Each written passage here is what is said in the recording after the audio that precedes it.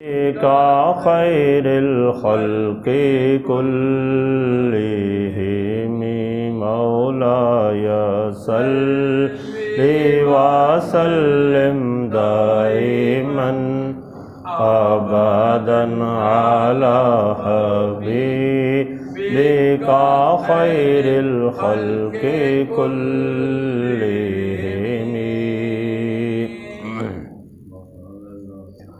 بسم اللہ الرحمن الرحیم۔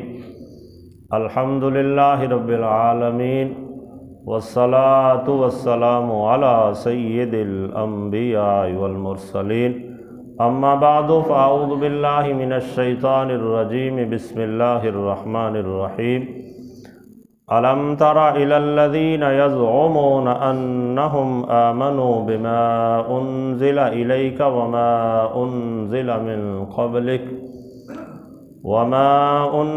من قبلک يريدون أن يتحاكموا إلى الطاغوت وقد أمروا أن يكفروا به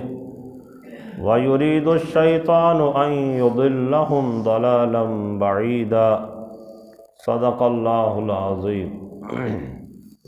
احباب دی وقار، آج ہمیں سورۃ النساء کی آیت نمبر 60 پڑھنے کی سعادت حاصل ہو رہی ہے۔ اس آیہ بینہ میں خالق ارض و سماوات نے منافقوں کا تذکرہ فرمایا کہ جو منافق ہیں انہیں اگر کچھ معاملات درپیش ہوں تو وہ اپنے معاملات کے فیصلوں کے لیے نبی علیہ السلام کی بارگاہ میں نہیں جاتے، بلکہ وہ طاغوت کے پاس اپنے مقدمے لے کر جانے کی کوشش کرتے ہیں۔ طاغوت سے مراد یہاں پہ مفسرین کرام نے کعب بن اشرف کو لیا ہے کہ یہ جو کعب بن اشرف تھا یہ یہودیوں کا سردار تھا، تورات کا عالم تھا، لیکن انتہائی پرلے درجے کا منافق تھا اور مسلمانوں کا اور نبی علیہ السلام کا جانی دشمن تھا۔ تو یہ اس سارے معاملات کے ساتھ ساتھ رشوت خور بھی تھا۔ اگر کوئی اس کے پاس فیصلہ آتا تھا تو یہ رشوت لے کر، پیسے لے کر ناحق فیصلہ کر دیا کرتا، جو پلہ بھاری نظر آتا اسی طرف اس کا فیصلہ جھک جاتا۔ تو اس وجہ سے جو منافق تھے وہ اپنے فیصلے اس سے کروانے کی کوشش کرتے تھے،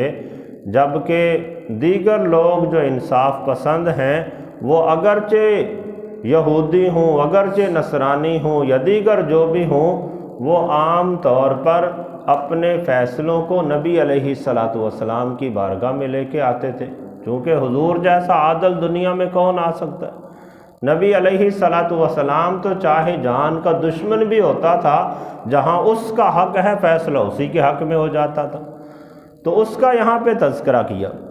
ارشاد فرمایا الم تر الی الذین یزعمون انہم آمنوا بما انزل الیک وما انزل من قبلک، کہ اے پیارے حبیب کیا آپ نے ان لوگوں کو نہیں دیکھا یزعمون انہم آمنوا، جو اپنے بارے میں یہ گمان کرتے ہیں کہ ہم مومن ہیں، ہم ایمان لے آئے، ایمان لائے نہیں ہیں، لیکن اپنے بارے میں یہ گمان کرتے ہیں کہ ہم مومن ہیں، لوگوں کے سامنے اپنے ایمان کا اظہار کرتے ہیں، لیکن دلی طور پر انہوں نے ایمان قبول نہیں کیا ہوتا، لوگوں کے سامنے اس بات کا اظہار کرتے رہتے ہیں کہ ہم مومن ہیں۔ بما انزل الیک وما انزل من قبلک، اس پہ بھی ایمان رکھتے ہیں جو اے پیارے حبیب آپ کی طرف نازل کیا گیا، اور اس پر بھی ایمان رکھتے ہیں جو آپ سے پہلے رسولوں پر نازل کیا گیا، یعنی محض یہ ان کا گمان ہے، لوگوں کے سامنے اس بات کا اظہار کرتے ہیں، ظاہراً اپنے اسلام کا اظہار کرتے ہیں کہ ہم جو نبی علیہ السلام پر نازل ہوا اس پر بھی ایمان رکھتے ہیں، اور جو حضور سے پہلے کتابیں نازل ہوئی ہم اس پر بھی ایمان رکھتے ہیں، لیکن حقیقی طور پر وہ مومن نہیں ہیں، ان کے دلوں کے اندر نفاق ہے، ظاہراً وہ مومن ہیں اور باطناً وہ مومن نہیں ہیں، اپنے آپ کو مومن لوگوں کے سامنے شو کرتے ہیں لیکن وہ مومن نہیں ہیں۔ پھر آگے اللہ جل شانہ نے تذکرہ فرمایا، ارشاد فرمایا یریدون ان یتحاکموا الی الطاغوت وقد امروا ان یکفروا بہ، وہ یہ چاہتے ہیں کہ اپنے مقدمے طاغوت کے پاس لے کر جائیں، حالانکہ انہیں حکم یہ دیا گیا تھا کہ تم اس کا انکار کرو۔ طاغوت سے میں نے مراد بیان کر دیا کہ اس سے مراد کعب بن اشرف مفسرین کرام نے لیا کہ یہ یہودی تھا اور منافقت کا اظہار بھی کرتا تھا کہ جس طرف اسے رشوت مل جاتی اسی کے حق میں فیصلہ کر دیا کرتا تھا۔ تو جو منافق تھے وہ ظاہراً اپنے ایمان کا اظہار کرتے، لیکن جب ان کا کوئی آپس میں مقدمہ ہوتا تھا تو پھر نبی علیہ السلام کی بارگاہ میں نہیں آتے تھے، چونکہ جانتے تھے کہ حضور نے تو حق والا فیصلہ کر دینا ہے۔ پھر یہ طاغوت کی طرف جاتے تھے کہ اسے رشوت وغیرہ دے کے کوئی کرپشن وغیرہ کر لیں گے۔ وَيُرِيدُ الشَّيْطَانُ أَن يُضِلَّهُمْ ضَلَالًا بَعِيدًا، اور شیطان یہ چاہتا ہے کہ انہیں گمراہ کر کے بہت دور کی گمراہی کے اندر ڈال دے۔ تو احباب دی وقار، اس کے پس منظر میں مفسرین کرام نے ایک روایت نقل کی ہے، صاحب تبیان القرآن نے بھی اسے نقل کیا، تفسیر نعیمی کے اندر بھی اسے بیان کیا گیا، صراط الجنان کے اندر بھی اسے بیان کیا گیا کہ یہ جو آیہ بینہ ہے یہ اس واقعہ کے پس منظر میں نازل ہوئی کہ جو حضرت عمر رضی اللہ تعالی عنہ کی طرف ایک فیصلہ آیا تھا۔ فیصلہ اس طرح سے تھا کہ ایک یہودی تھا اور منافقوں میں سے ایک شخص تھا، ان کا آپس میں کچھ معاملہ ہو گیا۔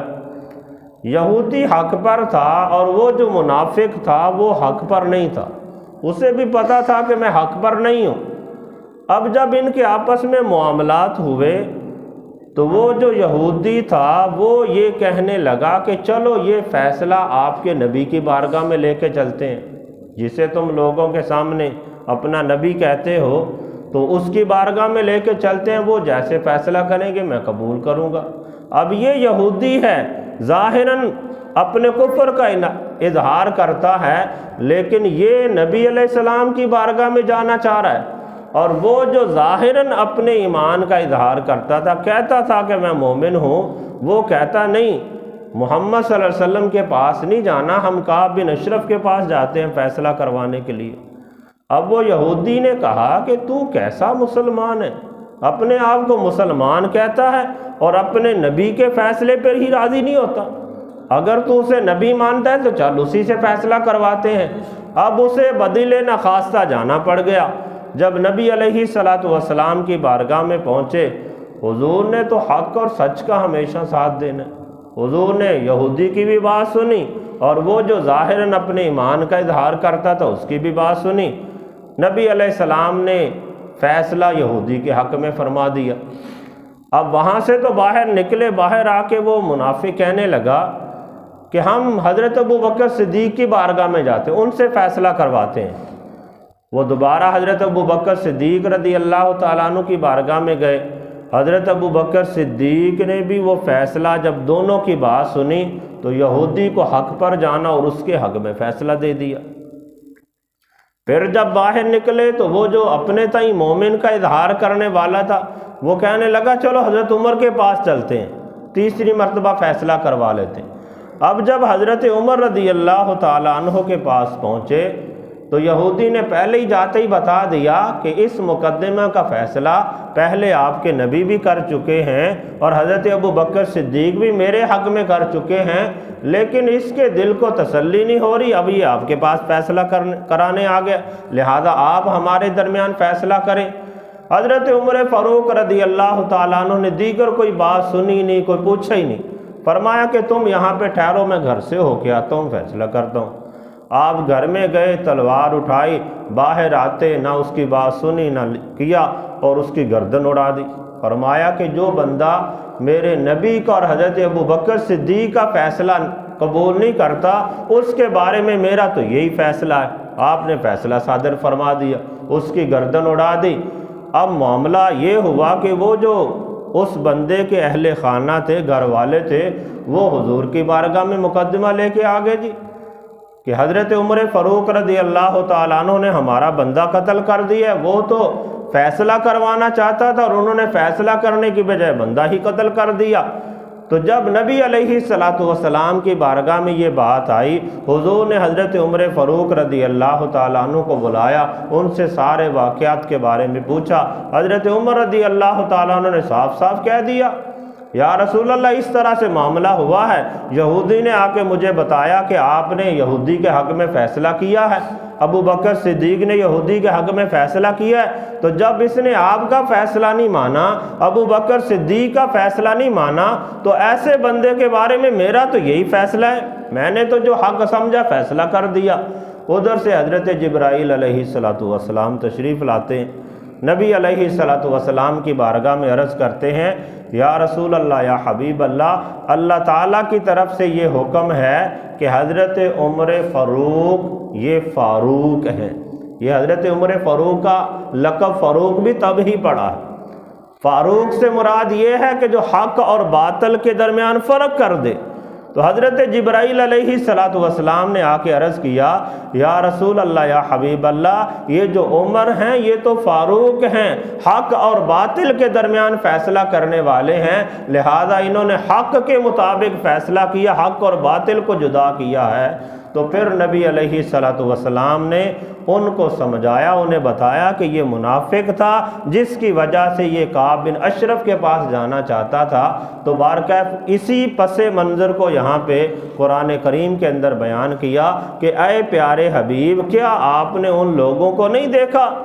کہ جو اپنے تئیں یہ گمان کرتے ہیں کہ ہم جو آپ کی طرف نازل کیا گیا یعنی قرآن کریم اس پر بھی ایمان رکھتے ہیں، اور جو آپ سے پہلی کتابیں نازل ہوئی اس پر بھی ایمان رکھتے ہیں، لیکن وہ چونکہ حقیقتاً مومن نہیں ہیں، اس لیے جب ان کا کوئی مقدمہ ہو، کوئی فیصلہ ہو، تو وہ آپ کی بارگاہ میں نہیں آتے بلکہ طاغوت کے پاس جانا چاہتے ہیں۔ تو اس کا یہاں پہ تذکرہ کرتے ہوئے ارشاد فرمایا، الم تر الی الذین یزعمون انہم آمنوا، کیا آپ نے ان لوگوں کو نہیں دیکھا جو اپنے بارے میں یہ گمان کرتے ہیں کہ آمنوا بما انزل الیک وما انزل من قبلک، کہ ہم ایمان لائے اس پر بھی جو آپ کی طرف نازل کیا گیا اور اس پر بھی ایمان لائے جو آپ سے پہلوں کی طرف نازل کیا گیا، یریدون ان یتحاکموا الی الطاغوت وقد امروا ان یکفروا بہ، وہ یہ خیال کرتے ہیں، یہ ارادہ کرتے ہیں کہ اپنے مقدمات کا فیصلہ طاغوت کے پاس سے کروائیں، حالانکہ انہیں حکم دیا گیا کہ وہ طاغوت کا انکار کریں۔ یعنی وہ کعب بن اشرف چونکہ یہودی تھا، ایمان کا، مسلمانوں کا دشمن تھا، اس کا انکار کرنے کا حکم دیا گیا، لیکن پھر بھی وہ اپنے مقدمے اس کے بارگاہ میں لے کے جانا چاہتے تھے۔ تو اللہ جل شانہ نے یہ تنبیہ فرمائی کہ یہ کیوں ہے ایسا معاملہ؟ اس وجہ سے کہ شیطان بندے کو دھوکہ دیتا ہے۔ ارشاد فرمایا، وَيُرِيدُ الشَّيْطَانُ أَن يُضِلَّهُمْ ضَلَالًا بَعِيدًا، شیطان یہ چاہتا ہے کہ وہ انہیں گمراہ کرے اور بہت دور کی گمراہی کے اندر ڈال دے۔ تو اس لیے تنبیہ فرمائی گئی کہ بندے کو چاہیے کہ بندہ ظاہراً بھی مومن ہو اور باطناً بھی مومن ہو، ظاہر بات اور کرے اور اس کے دل کے اندر اور چھپا ہو، تو ایسا بندہ منافق ہے، اور جو منافق ہوتا ہے اسے نبی علیہ السلام کے فیصلے پسند نہیں ہوتے۔ جو بندہ مومن ہے وہ تو دل و جان سے حضور نے جو حکم فرما دیا، جو تعلیم فرما دی، اپنا تن من دھن اس کے مطابق قربان کرنے کے لیے تیار ہوتا ہے۔ اللہ تعالیٰ کی بارگاہ میں دعا ہے کہ رب تعالیٰ ہم سب کو بھی ایمان کامل کی دولت عطا فرمائے۔